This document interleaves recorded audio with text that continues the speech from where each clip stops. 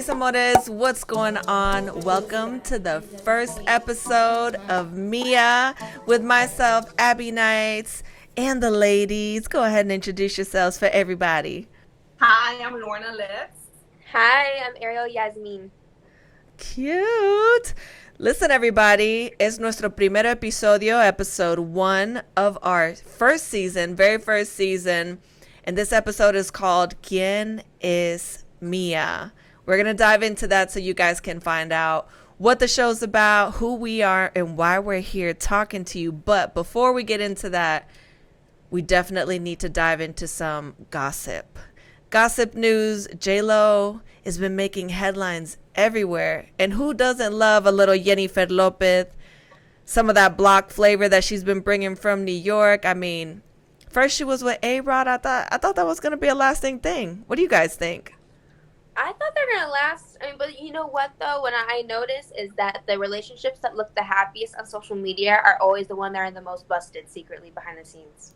So they were posting the cute stuff, but it obviously didn't last that good. And now she's all spicy with Ben Affleck. So She's very spicy with Ben Affleck. Have you She seen is. those pictures, Lorna Liz? Oh my Yes, God. I have. You know, it's crazy because, like, I love Jennifer Lopez. I am Boricua. I'm from Brooklyn. She's from the Bronx. So I'm a little bit biased. But I'm just like, when is she, right? I'm like, when is she going to make it to the altar? Like, she got married. The first time was with, her first husband, her only husband, the waiter. I forget his name because, like, that was her first and only husband, right? No, she was married to Mark Anthony too. Wasn't Okay, she? she was married to Mark Anthony. Then she was engaged But- to Ben, but not married. She was engaged to Ben, but that was 17 years ago. So it makes you think, like, that's a really long time. It doesn't feel like 17 years ago, but it has been that long. And so maybe, you know what I'm saying, maybe there's something there. There's some kind of chemistry that they still have. They have a lot of similarities. You know, he got married, he had kids. She got married, she has kids. He's 49, she's 52. They're And already hitting fine. that age where it's like, you know what, let's just settle down. We've been there, done that. And they probably still have that love for each other. So big up You for know her. what? I'm a big hopeless romantic. So what can I say? Jenny, just do what makes you happy. Period. You know what though? This is something to Period. think about. This is something to think about. So he was married to Jennifer Garner. He cheated on her with the nanny. He pulled that move. So, I mean, how would y'all feel if you got back with the man that cheated on his wife with the nanny? Because I can't roll that. If someone, if I Well, I feel like Not- sometimes they're going to be like, but she's not me. You know what I'm saying? It kind of turns into that. I mean, she's not me. Have you seen me? I mean, listen, I've met J-Lo. She is stunning from head to mother effing toe. Yep. No makeup. She didn't have, I don't even think she had mascara on that day. I will say, I spoke to her mom, Lupe, for like a whole hour. Her mom is incredible, amazing, so loving, so cool. But she was there with that guy, Casper, that she was dating. And she was coming in like in her Louboutins. She had sneakers on, not heels. And he was sitting on the couch and he was like, yeah, I'm with that thing over there. That's how he referred to J-Lo. Literally, that thing over there. And I was like, okay. That thing is like a whole enterprise. She's a walking enterprise no matter where she goes. I thought that was so disrespectful. And then I was so happy to see her in love. You know, with A-Rod, they look good together. I was like, if they ever make babies, those gonna be some damn good looking babies. And then, wah, wah, wah. Wah, wah, wah. Explains why I'm single. So I'm like, if there's no hope for J-Lo, there's no hope for me.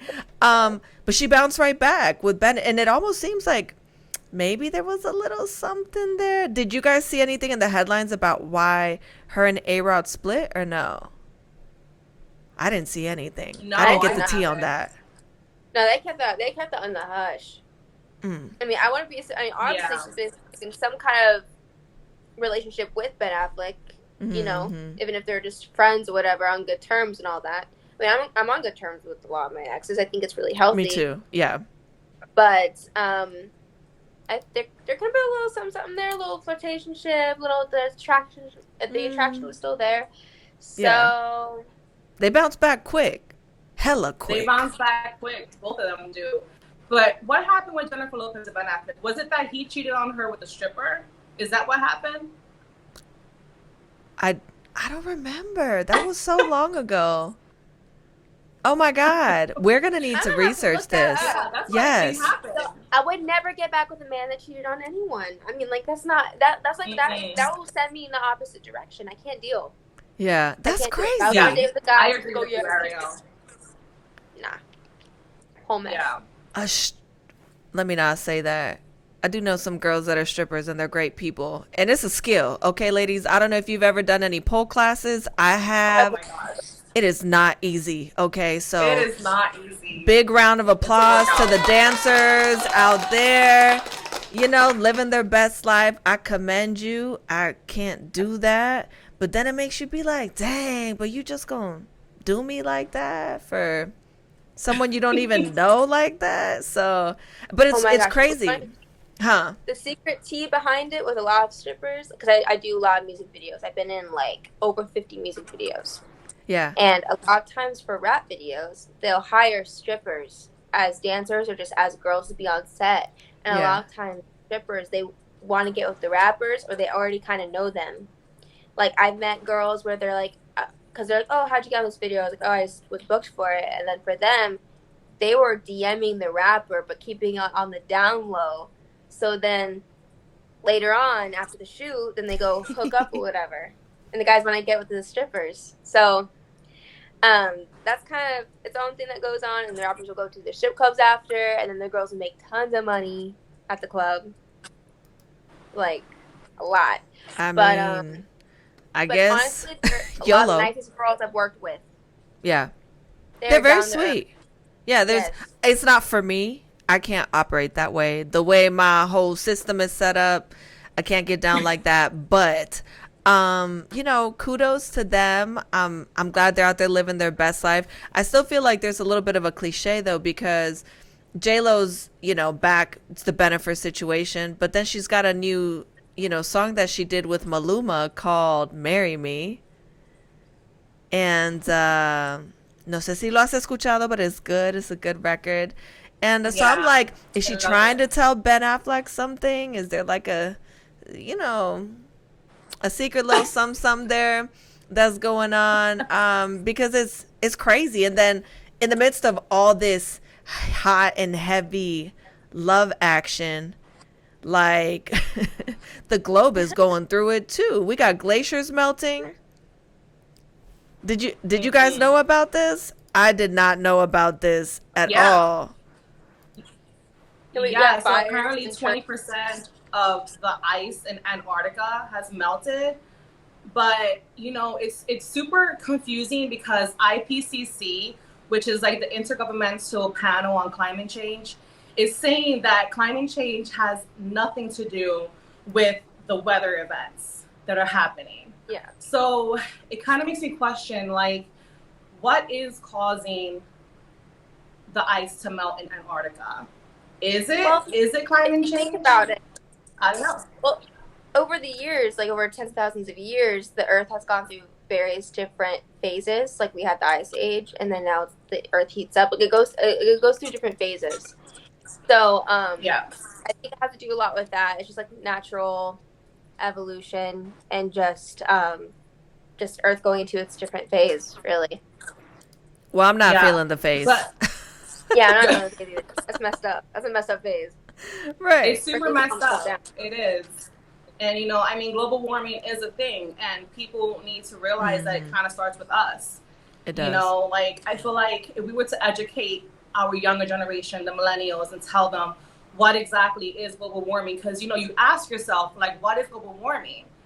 And so you have to think about it. And basically what it is the several hundreds of years of human activity creating more and more and more heat that has caused global warming. And then you think about, like, what is heat? Like, where is it coming from? So it's coming from overpopulation. It's coming from pollution. It's coming from burning of fuel, which means overpopulation means like there's more cars and trucks and and buses on the road, which is causing poor air quality, which, I could go on and on about this, which also global warming is affecting the water quality as well. So like as a mom to a 3-year-old, I need to educate him on what is global warming and how is everyday little things that we could do to change and to better, to like help the earth. Like there's little things that we could do in a day to day to change what we're experiencing right now. Yeah. It's an important topic. It is. It really is. Yeah. A lot of it's like what you're taught and what you have access to in your area. Like, the U.S. is a first world country, right? But the thing is, in places like Texas, there's a lot of cities, a lot of counties that don't have recycling. And then you can't just take and like I would love to back up my recycle, take it to another county and take it to the recycling plant. Like I would drive it over there. But they say I can't because I don't live in that county. I'm like, that's some bull. I'm sorry. Yeah. I'm like, all the things y'all have access to and all the money the government takes a year in taxes, and you're saying that you can't make it to where I can recycle my stuff? I'm like, it makes me it makes me sick. And then they'll be wrapping everything that unnecessarily in plastic. And there's plastics that are a little more expensive to create, but you can make a biodegradable plastic from corn. Mm-hmm. So some stores do have that, like Earth Cafe in Los Angeles. I know they do, and now they're making more biodegradable straws and things like that. But it's absolutely ridiculous that in some areas people don't have access to these things. And I see money wasted all the time. All the time. And it's so frustrating. It really, it makes me sick to have to go to the grocery store and be like, no, I won't be able to recycle any of this. At all.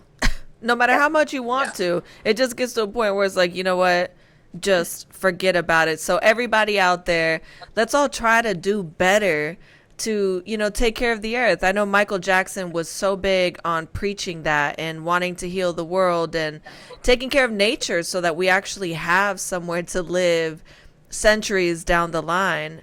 And so, I just look between the natural disasters, COVID, not being able to go outside, got to wear a mask everywhere you go now. It's crazy. Yeah. I'm glad that at least we're here talking. This is going to be an amazing season. For everybody listening in right now, we are going to be covering topics and having discussions about everything from A to Z. It's going to be unfiltered. You already know when you put Hispanic or Latino women together, it's going down. It's opinionated. It's going to get heated from time to time.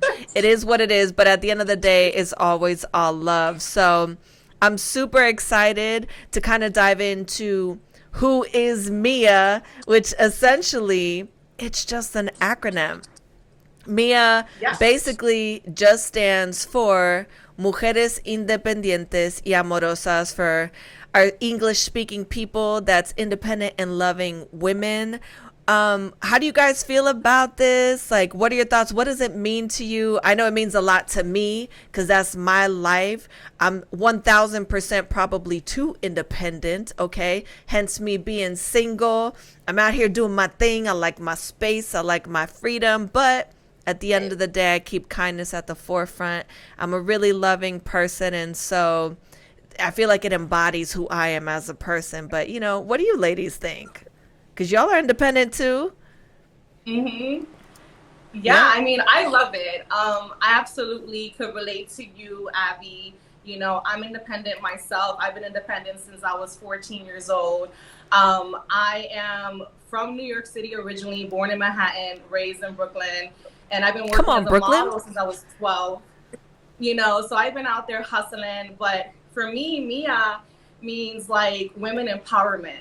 Like, I feel like there's a lack of like women empowerment and like women supporting women, and that's what we are. We are women supporting each other and, here to talk to other women, other men, and about everything and anything. So I'm excited to be here. It's going down this season, folks. I was like, I needed to get close to the microphone and make sure everybody heard that. It's definitely going all the way down. What about you, Ariel? She's so cute and bubbly. Look at her. She's like a little Barbie doll. Tell the people, what are your thoughts on this? Right, y'all. Well, I am originally from Texas, but I'm mostly Spanish, Mexican, and German. So I'm a bit mixed, and I tell a lot of people, I'm like, I'm Texican. Like, that's the best way to just kind of simplify it. And I mean, it's really its own culture. But I feel like for me, Mia means to be comfortable and confident in your own femininity, but also see the power in it, because a lot of people want to act like it's weak or talk down to you if you're a girl or anything like that, which I experience that a lot because I'm very petite. I am 5'1" or 5'2". I'm a very small person, so a lot of times people pocket size, essentially. Yes. And then it gets really frustrating because I think about it and I'm like, you know, I've been making my own money since I was 9 years old because I've been a working actress and model, and I rented my first house the same month I turned 18, and I just think of all the things that made me as independent as I am today, and a lot of it goes to my mom because she taught me what I need to know to be an independent woman, to not have to be able to depend on a man. A man is nice, okay, but you don't have to. You shouldn't definitely have to depend on a man for your well-being and for, you know, to have a roof over your head. You know, I think it's very healthy to have your own things going on. So yeah, for me, Mia means to be comfortable in your own femininity and just love yourself, and just like be happy to work on your own path that you're meant for, and embracing your situation. I mean, amen to that. She goes, hey man, it's nice, but don't get it twisted. I don't need you, okay? I love that, and I'm glad that this is something that is important to all of us because it represents so much more than just a topic of conversation. I feel like it should be a standard between women to always support each other. I mean, I feel like that's kind of there for men, but women are always so catty. Why does she get that? Why does she look like that? Why is her car better? Why? Look at that bag. Look at that. It's unnecessary to, you know, just be nice and be supportive of people. But since it is our first episode, I definitely wanted everybody to be able to, all of us wanted all of you guys to be able to learn about who we are, what our experience is, our background, and why we're even here. Because we literally just met recently, okay? We don't go back like 50,000 years. But I feel like we're all on the same page. Our head is kind of leveled in a similar space. And so, Lornalitz, why don't you go ahead and tell everybody about your background and kind of your journey a little bit. And for everybody out there, her name is Lornalitz. I literally just jacked that up myself. So I stand corrected. Before she gets on me and she's like, excuse me, I was like, let me correct myself. So let's talk about it. It's all good. My first name is Lornalitz. Okay, well, my first name is Lornalitz, last name Baez. I am Puerto Rican. I also have Japanese in my blood. I was born and raised in New York City, but I currently live in Los Angeles. I'm a model. I'm an actress. I'm an advocate for diversity. I'm an influencer. I'm a mother to a 3-year-old. I'm a producer. I kind of do it all, and I'm hosting MIYA.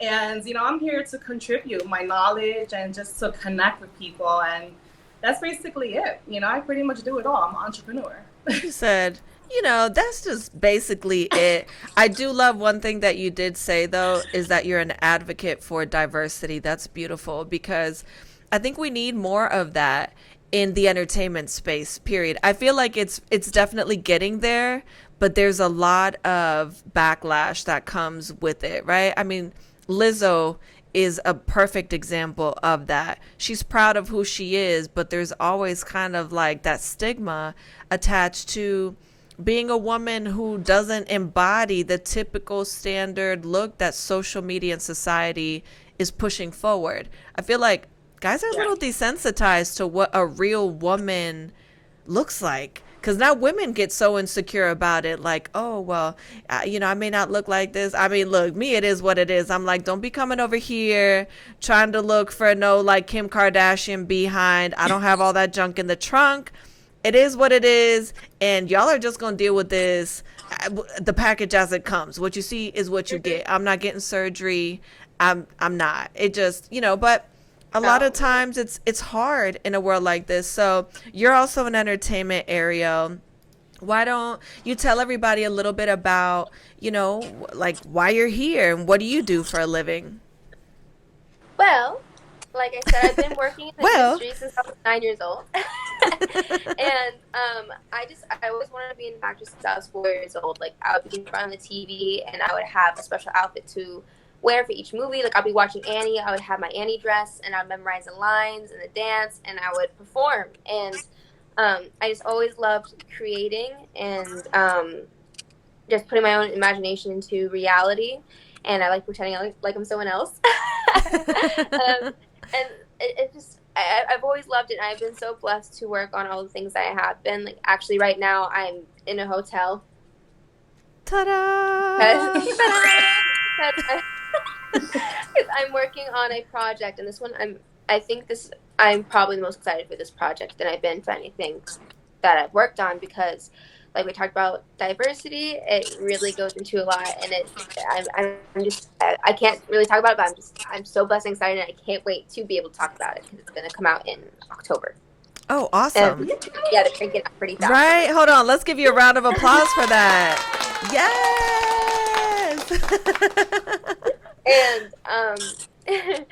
And yeah, I think with the industry in general, I see people just not putting as much effort into the world of cinema as before. Now they're just doing a lot of big budgets, but the storylines don't have much weight for it, and just Hollywood has lost a lot of its realism, like that could have. Like, almost every movie I see, I'm like, that is so fake. Like, that is not realistic at all. At all. And so when we're talking about like representation, diversity, and stuff, I'm just like, there's a lot of cultures and backgrounds and experiences that people can experience throughout the whole world, even in the U.S., that they just don't talk about. And like, if you think about it, almost every single movie you see where they're like, oh, they're middle class, they don't have that much money, but then you see like a nice suburban house, and I'm like, that's not realistic. That part. Every time I'm like, where is that? I'm like, if you're actually struggling, you'd be living in a trailer or renting a house and struggling for rent and stuff like that. Not be living in the suburbs. The suburbs is nice considered for people that come from nothing, you know? So it's like, I feel like a lot of it in the industry in general, it's a lot of the same people. It's a lot of it's just like who you know. Definitely has its toxic parts with it. I was in the industry before social media was even a thing. And then I see it, I saw it came up like out of nowhere. And all of a sudden people were asking me if I had Instagram when I was 12. And so I was like, okay. I download Instagram when I finally was able to get a smartphone. And, instantly it's like I saw stuff about anorexia and having a thigh gap, or just like, it was just like weird stuff all over the place. And then it transitioned from like 2012 to now, where now everyone's talking about wanting BBLs. Yeah, being thick. And all of a sudden it's a BBLs and lip injections and fillers and everything you can possibly imagine. Like, people are getting their ribs removed. I know girls that are younger than me that have nose job, lip, cheeks, booty, boobs, all of it. And so it hurts. It really hurts how people perceive women, because then it's like, you feel like you're not woman enough if you don't look like that. And then guys are exposed to it all the time, and they think that's real, but it's not. Because then they have stuff done, and then they're editing their photos. So I'm just like, lately, I feel like almost frustrated because I see how fake everything is. And I'm just like, it's not so exciting anymore. Like, She said, I hate it here. Okay, that's a very realistic take on all of that. I know I deal with that a lot of times. Some of my friends, because I gained some weight last year, so I'm like way bigger than I typically am, and I'm always like, for lack of better terms, like the fat friend that nobody really wants to talk to. It's like, oh, we'll be nice because she's here. So if I don't have like boobs out and something tight, and I'm in something that's like a little looser fitting, then nobody wants to talk to me. But then the minute I get dressed, and then they're like, oh, well, how come you didn't come looking like how you look on your Instagram? Well, because I wasn't coming here to look a certain way for you. I was coming here to see my girls. So it's crazy, like the stigma that we deal with. I'll touch on a little bit of my experience really quick. I've been in the industry for about 20 years now. I started out as an artist and have kind of drifted a little bit in between slight acting. It's really not my favorite thing. I'm not super passionate about that space. Never really have been, but I do love speaking to people. And so my journey's kind of taken me through into film and television, and also radio, and hosting several shows now. I'm credited on some pretty cool films, like you kind of see back here, Avengers, both Infinity War and Endgame. I've been very blessed to work on some super incredible projects, and it's just interesting, like the way people look at you and perceive, like people don't know that I'm bilingual. And then if I don't look like everybody else, or I'm not super, because when I'm thinner, I look a little bit different. And, people that are meeting me now don't know how my normal size is, and vice versa. They're like, whoa, what happened, Abbie? Are you okay? And I'm like, yeah, I just gained some weight. I'm getting the gym, and I'm going to get back to it, because I can't replace my whole closet. I have too much stuff. But it's heartbreaking for me when you think about being in a position where you go somewhere and it makes you feel a way when you're with a group of people, and it's kind of like nobody really wants to acknowledge your existence there for a moment. And I think that in moments like that, it's really important to be a strong, independent, forthcoming individual that is like, well, I'm cool with you not talking to me. I'm good in my space over here.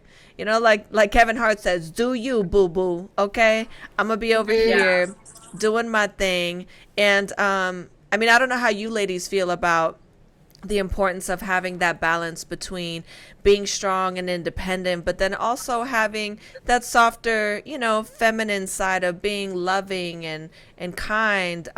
What's your opinion on all this stuff? Yeah. Well, Abbie, I'm sorry to hear that you feel that way.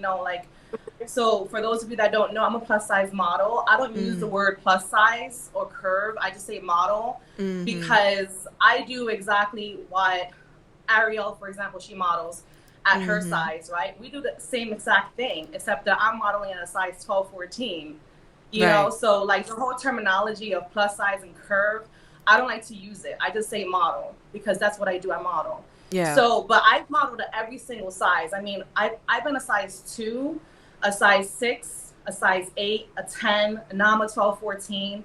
I've been a size 16. And at every single size, I felt good. I felt that I needed to big myself up and, and remind myself on how beautiful I am, no matter what size you are. You know what I'm saying? That. So, like, don't ever let anyone make you feel that you're less than because you have a couple of curves right now, because you're a little more curvier right now. You should even have to explain yourself on why you put on weight. Like, it's nobody's business, And they do ask me. It's always like, are you okay? And they always look at me like, Abbie, come here, let's talk. Like, are you okay? Oh my gosh. And I'm like, yeah, I'm fine. I like food.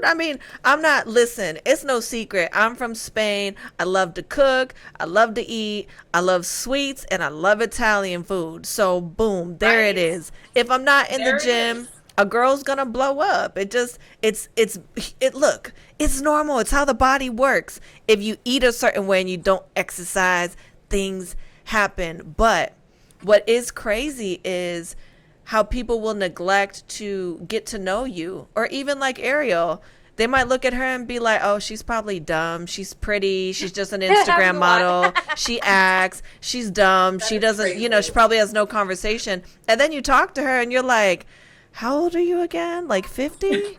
Like, it's crazy. Society, the perspective of what a woman should be or look like or embody as an individual is weird to me. Like, we're definitely living in different times. I will say that. It's definitely weird. Still trying to wrap my head around it, but weird. That's kind of my take on it. Yeah. No, for sure. Like you said, people talk to me like I'm dumb all the time, and they associate having personality or being bubbly with being dumb. And I'm like, what? And people see me, and they see that I'm a small person, and then yeah, they talk to me like I'm a little kid, or that I'm immature, or I don't have my life together. I just have people taking care of me all the time. I'm like, no, that's not the case at all. I've been working for myself, and you know, and I love working. I love it with all my heart. And even just like with the pandemic, I gained a little weight through the pandemic, or I just had to like watch what I eat or whatever, just because I'm such a small person, so like I could gain weight easily, and I was so active before the pandemic, and then everything kind of shut down. So I was like, oh, I need to like switch my lifestyle and like go to the gym, or make sure I'm like actually just being active in general. Like I think the biggest thing is just being active, like trying to get 10,000 steps a day or something. Like that makes a huge difference. And diet is everything too. Yeah, because I'm vegetarian too, so I have to eat really balanced. Otherwise, there's a lot of vegetarians that are kind of malnourished because they're just really picky eaters that don't know how to cook or anything. Yeah. So it's just like, so I just kind of had to put extra effort into everything. And also what you said, when people will be like say rude things about your weight or whatever, it's like, I think a lot of it can be rooted in jealousy, or people are mad at seeing you confident. Like confidence pisses people off. They don't want you to be confident. You know? And okay. Like I knew I was like say that again. Yeah. And I remember I did a Legoland commercial in like 5th grade, right? And I was a little kid, so they put One Piece on me. And the girls at school, they're talking about it. They're like, oh, they put her in a one piece because she's fat. Like they're trying to say it was like a weight problem. And so that's when I kind of realized like how crazy people can be. And I just can't imagine having that kind of like hateful energy. And that's a big problem with like how women treat each other. It's like, first of all, it's not your business to comment on someone else's weight anyway. Okay, I'm like look, if you're comfortable in it, they want to do. Yeah, you know? Live your best life. Yeah, especially with friends and stuff. It's like, what are you gonna gain out of that? So it's like, I mean, I'll make jokes out of myself. I do too. That's how I do. Yeah. I mean, listen, I'm not gonna lie. I had my abs were almost back last year. I worked so hard for that up until about March, April-ish, and then I got tired of working out at home. I got bored. The whole thing fell apart. I got back rolls. Never had that in my whole entire life. It's a thing, okay, ladies? And then I hate it's it's uncomfortable. Like I'm not used to feeling a certain way, not because there's anything wrong with it. It's just not my normal. And I have health conditions and stuff that require me to have to be at a certain weight, because if not, then I have other problems. But moral of the story is, I was like, it is what it is. I got a little extra jelly.